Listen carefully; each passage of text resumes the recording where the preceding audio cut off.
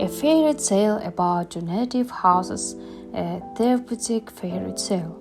Fairy tale for children 5-11 years old. Orientation experiences associated with the divorce of parents. A boy lived in a big city.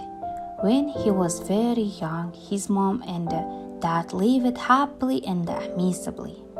Both mom and dad loved their boy very much and often spent time with him. They went for a walk, watched cartoons, and went to the lake. But gradually, mom and dad began to quarrel more and more often. Sometimes they cursed loudly and no longer wanted to be with the boy all the time. Mom was constantly dissatisfied with something, was in a hurry somewhere, and often pulled the boy by the hand. And dad was angry over trifles and didn't want to play cards with the boy. And it began to seem to the boy that it was because of him that mom and dad were arguing.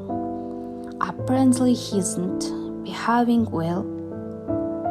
The boy began to try to behave well, tried his best. But the mood of mom and dad didn't get better. One day my father left home completely.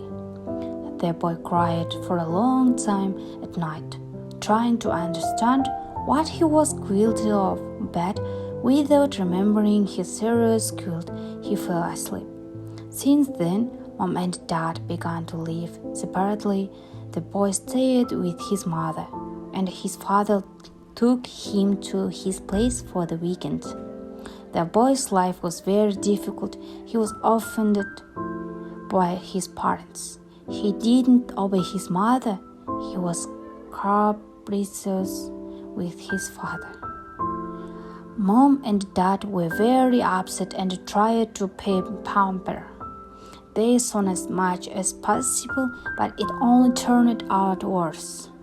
Time passed and mom and dad, living separately, began to calm down a little. Their mood improved, and one day, first mom and then dad introduced the boy to their new friends. A friend began to visit my mother and brought gifts and sweets to the boy. And my father's girlfriend was always glad to see the boy, often played with him and took him to the movies.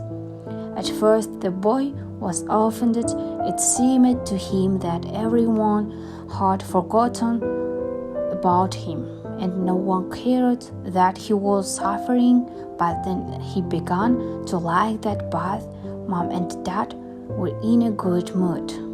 That he stopped noticing his whims and stubbornness, and often simply praised it so.